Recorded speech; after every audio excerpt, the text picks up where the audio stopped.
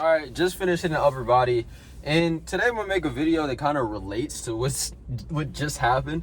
So long story short, I go to the gym. Lockers are messed up at the gym. I go into the locker that I'm like 99% sure I put my stuff in. My stuff's gone. Cool. There's nothing they can do about it. Whatever. But I might as well make use of this situation because my mind was just racing today, and I didn't really know what to talk to you guys about. But this is a perfect example of how you can view your problems and how your perception of the things that happen to you are going to affect everything that you do. Because I could have easily been like, you know what, my coat's gone. It's like -6 degrees outside. This is terrible. This sucks. Whatever, right? But if I would have did that and just moped around and felt sorry for myself and didn't make a video for you guys and didn't post on my stories and didn't reach out to you guys, didn't reach out to my clients just because something so small happened because I chose to magnify it in my head, then that would get me nowhere. It would just bring me back a couple of steps, if anything. And this is applicable to every single other thing that's going to happen to you in your life, because 100% things are going to go wrong. 100% little small things are going to happen. You could get injured. You can get broken up with. Your freaking girl can be like, you know what, we're done after being together for I don't know how long. It doesn't matter, right? And obviously these are just examples. I don't want you guys thinking I'm like having a horrible time right now. It's just something small. But I am really putting an emphasis on this is because the reason why I keep putting such a big emphasis on this is because it's inevitable. There's going to be times where things go wrong. There's going to be times where you have to sit down and fix the issues. There's going to be times where you're just going to have to stick and move or be water and just adjust to whatever's going wrong so whatever's going on so you can continue to make progress, right? And a lot of you guys, and I was guilty of this when I first started, you guys put yourself into a position to where obviously you want to make progress as consistently as possible, but the moment that there's a standstill, the moment that there is something that goes wrong, the moment that you regress, you want to sit down and magnify the issue and loop it in your head over and over and mope around and cry about it and not do anything about it, thus giving you more things to cry about because now you're not actually inputting because you're spending too much time, energy, and effort on just moping around about your issues other than doing something about it, right? And this is what I used to do. I used to sit around and cry about the fact that I hated the way that I looked. I hated everything about myself. Yet I sat down and did nothing about it. And that just led me to where? An even deeper hole, right? And so the thing that you need to do when you're faced with these kind of issues is to simply logically analyze them. First of all, step back in the context of your emotions when it comes to your issues. Because as a man, we don't have really the right to sit down and be overly emotional about our problems. That's something that women can do, right? As a man, if something goes wrong and you throw a temper tantrum and you cry about it, you're just, what's wrong with you, right? Biggest thing that you need to do is remove your emotions from the situation, analyze it, and realize what you have to do to continue to move forward. That is all that you can do when it comes to your problems. That is all that you can do when it comes to whatever issue you're facing in your life.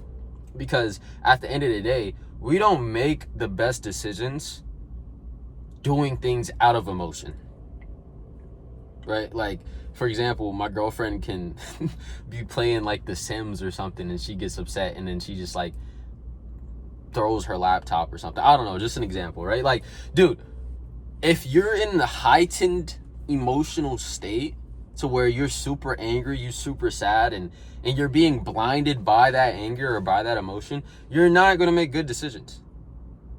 You're not. And if you think you will, then you're dumb.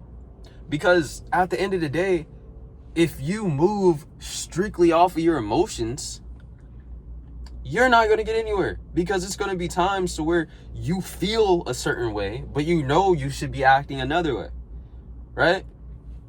And if you operate solely on how you feel, how could you ever expect to be consistent and to trust yourself enough to make the right decisions when you're only making decisions or you're only inputting Basically, you're letting your environment control you versus you controlling all that you can do and adjusting to that environment, right? And I'm gonna go back to the coat, for example. Of course, it was a little frustrating. Of course, I open the locker and I think my stuff's gonna be in there. Somebody else's stuff is in there and then my stuff is gone. You know, I could have sat there and punched the locker. I could have sat there and got mad at the people working there, but no, I was just like, man, I have things to do. I have to hop on client calls. I'm talking to some guys that I booked a call with today. My call is in an hour. I can either sit here and mope around, or I can, you know what, say, I'm going to come back when you guys get an actual key to the locker, and then we can figure it out then. But until then, I'm going to do what I need to do. Because you can easily put yourself into a position to where you just prioritize crying about it.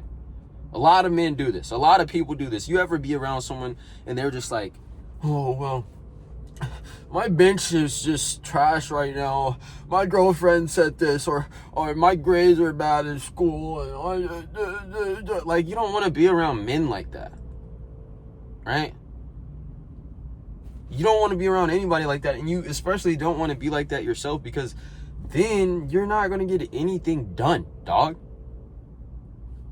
You got to prioritize and logically operate. You got to operate out of logic exclusively as a man, especially if you're going for something huge, right?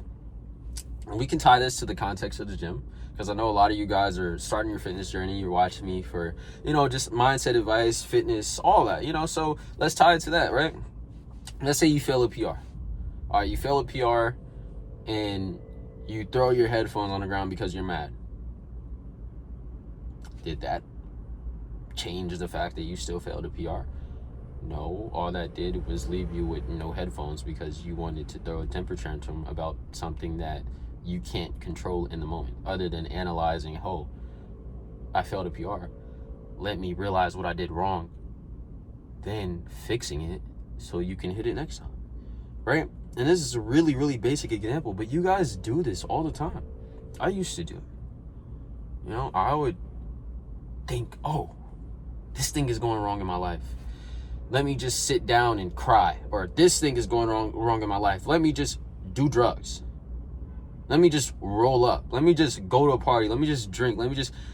You notice all of these little decisions are just off of strictly emotion, because you're not in a position to where you can operate logically, because you haven't practiced doing that enough. You haven't forced yourself to do that enough, because anybody can act out of emotion.